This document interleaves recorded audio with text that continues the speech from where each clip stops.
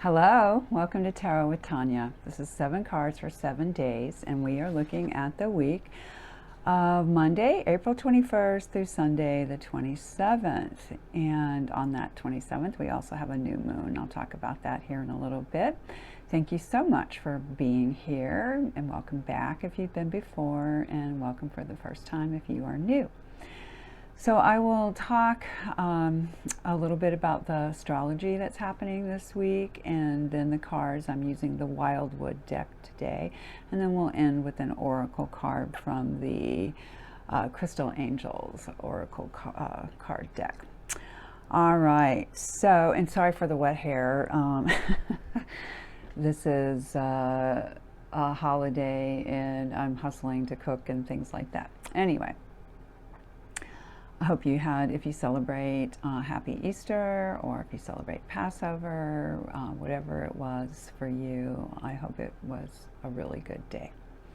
Good gatherings with people.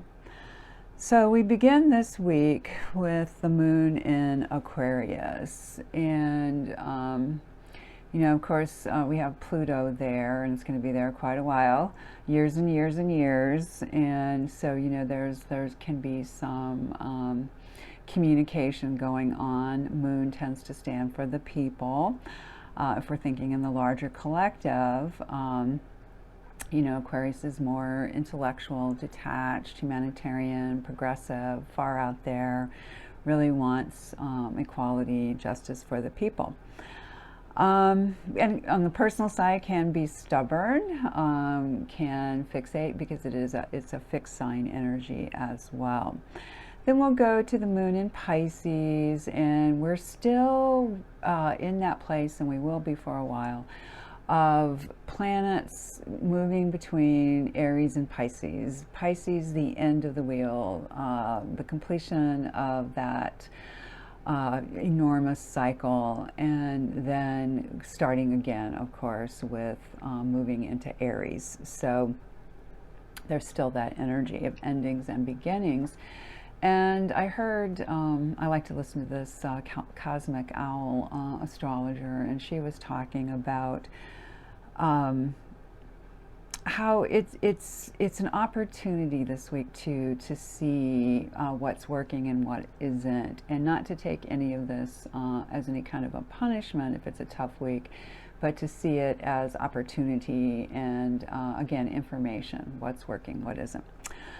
All right, so we'll have that moon in Pisces then. That's where it gets dreamier, less focused, again, concerned with the collective unconscious, very artistic. Then we'll move to the moon in Aries. So, you know, we've got extra energy in those places this week because of the Pluto in Aquarius, because of all the planets in Pisces, and then the Aries stuff as well. So when you get to Aries, it's starting over, it's initiation, it's courage. It can be riding a little bit roughshod, not, you know, out of bad intentions, but out of let's get it done, let's initiate, let's hurry up and, you know, make this thing happen. So you kind of want to watch that, especially since we've got Mercury there right now too. And then we'll move into Taurus, and as I said, next Sunday the 27th, there'll be that new moon. So we're in the last quarter phase right now, meaning not a great time to start a new project, but a great time to reflect on what's been going on. Again, back to the sorting, what's working, what isn't. And so Taurus, very sensual. Of course, we have the sun in Taurus now. Earth Day is coming up this week. Uranus, you know, is still going to be there through most of this year, and then there'll be some on-off stuff when it moves finally into Gemini. But now it's still there, and it's, you know, with the moon being there in Taurus too, you know, the moon moves so quickly, it will touch that at some point. So there can be that little bit of touch of crazy. or, genius, exaggerating things, when that moon does, meet up with Uranus and Taurus next weekend. All right, and then when we get that new moon, that's a good time to start projects, especially since it's an earthy moon, getting practical things done, maybe like starting a garden or something like that, if you're in the hemisphere where that works. All right, so, when on Sunday too, we will have the Sun in Taurus, this will go into Monday of this week, the 21st, so this was actually on Easter. We had Taurus squaring the moon in Aquarius, so that could have felt a little bit tense. You got, earthy energy versus mental energy, air energy, so thought versus action. So they can square off, both being a bit on the stubborn side too. As I mentioned, Mercury remains in Aries, and that'll stay there till the 10th of May. And we still have Venus in Pisces. We talked a lot about that till April 30th. It loves to be there. It's very exalted. It had gone into Aries and it retrograded. Now it's going forward and moving back toward Aries, which will happen at the very end of the month, well, into the beginning of May. Mars is now in Leo. It has gone direct and is making its way back to where it began. It went into Cancer, and it's going to be in Leo, making its way forward until the 17th of June. Jupiter will change signs. That's a big deal in Gemini. It's in Gemini, and it will move to Cancer on June 9th. So we've got more than a month left there. And as I mentioned, Saturn's still in Pisces. That'll stay there until the 24th of May. So you can see how things are shifting or getting ready to shift. And Saturn going from Pisces into Aries will be another part of this anchoring the new, finding our new discipline. All right, and I want to mention one last thing, and that it could feel like some fateful encounters. There's a lot going on with Venus aspecting other planets this week, and one of them will be a conjunction with the North Node. And that's going to be like Wednesday, Thursday. So that's where, like, what's working for me in my relationships? What's working for me financially? North Node is where we're heading. There's a hunger there. Just kind of watch out for what's going on those days and see what might be a fateful encounter for you. All right, so for the cards this week, we ended up with quite a few majors. 4 to be, is that right? 1, 2, 3, 4, 4. So there's some stability in that as well. That's the Earth number.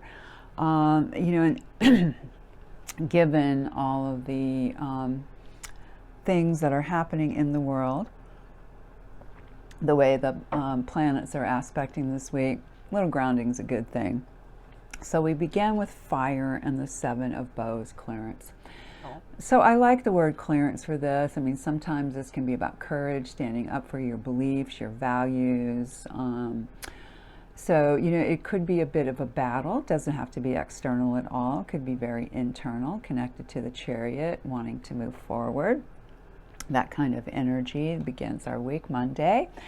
Tuesday is interesting. We're going to have the 8 of Swords, and in this card, this is called, in this deck, this is called Struggle.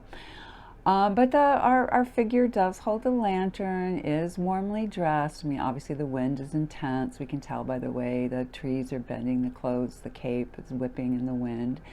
And there is an ability to, I think, disperse, dispel, ward off that kind of negative thought energy, like in the Thoth deck, this is called interference. So it could be negative thoughts being shot at you, or perhaps you doing it towards yourself or another. And so you just kind of want to back off and find your inner strength. It's connected to that strength card too, as an 8. When we get to Wednesday, we get that first major, the Great Bear, and often this is called Judgment, Judgment Day. the trumpets sound, people rise from the graves, all this kind of stuff in many other more traditional decks. This deck actually goes back farther into this, kind of pagan mythology. And here you have this incredible bear, I suppose a polar, since it's white, and it's over a cave and very, very protective. So it's like, what does it mean to judge? What are our values? What are we going to stand up for? And of course that fits that Seven of Wands too this week. We continue with the majors on Thursday with the Stag. And this would be, excuse me, not the Stag, the Ancestor. I'm thinking of the number 8 card, but here we have number 5. So this would be like the Hierophant. And I love this card. I love the kind of gender weirdness that's going on. It's feminine, it's masculine, it's in the snow, but somehow still looks warm. But this is connected to higher education, to the law, matters legal in general, to spirituality, to our own inner spiritual teacher, I really believe. And, again, this is a very earthy deck. It's very grounded in this way. So it could be a good time on Thursday. And again, you've got that Venus North Node conjunction. So they're right on top of each other. Venus being the one who's doing, the traveling. The North Node actually goes backwards. It's kind of interesting. But anyway, good day maybe to check in with your own spiritual teachings and side. Friday, we're back to a minor. So this one is cups. So we've had fire, we've had air, and now we have water vessels in this deck. And this one, I don't know, it's always kind of a mystery. And I think in part it's just a bit of a moment of I don't really know what's going on. I'm not inspired. We've got the 4 again. The earthiness, but here it's almost like it's a little bit stagnant, like the energy's not sure where to flow. There's a bit, at least of a temporary malaise with the person. She doesn't look too happy, not sure what to do, kind of slumped to one side. The cups are tilted, or the vessels, but there doesn't really seem to be a good flow, right? It's almost like it's stuck, even though you can see some water overflowing from the bottom urn. There's just not a flow happening. So, maybe a good day for rest, a good day just to take it easy and say, all right, feel my feels. I don't really have any energy to do much else. And then you will by the next day, because here's that last major, and it's a doozy. The Tower. Here it's called Balance, and we have our wonderful dragons, kind of a silvery gray and then a more fiery color wrapping around this tree. It's a little bit like the healing of the caduceus, and I do think that is about the medicine of big change, letting go of things. And we're, at least some believe, and this is fitting with a lot of philosophies I've read, prophecies from the Hopi, the Maya, the Hindu. We are in for a big change. We are experiencing that now. It looks pretty dark because the darkness feels threatened, some say, is rising.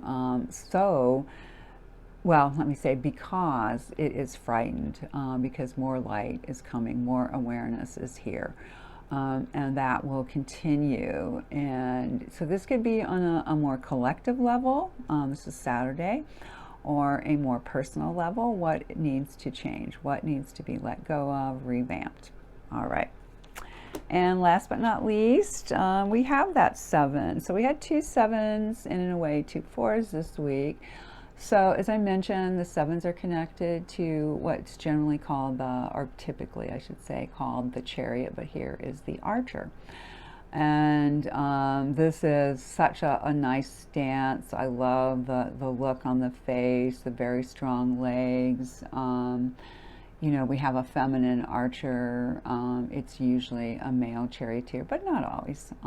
So I think there's some really good masculine and feminine energy going on with this as well, and it can be an energy of really ready to move forward or preparing to move forward. So after we have that kind of tower, Saturday, then maybe Sunday, it's like, all right, I'm going to get focused and I'm going to go somewhere new with this. All right, so last thing is the Crystal Angel Oracle card, and Rubelite is what came up for us this week, and that is subtitled Passion and Purpose. This card is a sign of feeling passionate. I forgot to give you the visual. There it is, very beautiful. Feeling passionate about a new project that is a part of your life purpose. What were we talking about, right? Endings and then new beginnings. Your calling to help others motivates you to devote time to this pursuit. Even if you're not yet sure how to complete this project in question, you are sure that you will do it. Your passion also gives you the strength and the courage that you need to speak up, such as asking for crowdfunding, posting about relevant issues on social media, creating videos or blogging, and addressing audiences. Spend time praying, researching, taking classes, networking, and interviewing mentors to gather your resources and all the information you need to devote yourself to a meaningful project. And that could just be a very internal change too. Just be sure that your preparation activities aren't delaying your moving forward. It's so funny because I've been having that conversation with a friend. The basic idea from the British, give it a go. We don't always know what's going to happen. We don't always know what we're affecting, whom we're affecting, but you know, we try, follow that instinct. So as always, take what resonates, leave behind what doesn't. Thank you, thank you, thank you so much for being here, my beloveds. I'm wishing you the best possible week. If you have inquiries about personal readings, please reach out to me at the information below. I'll see you again in 7 days.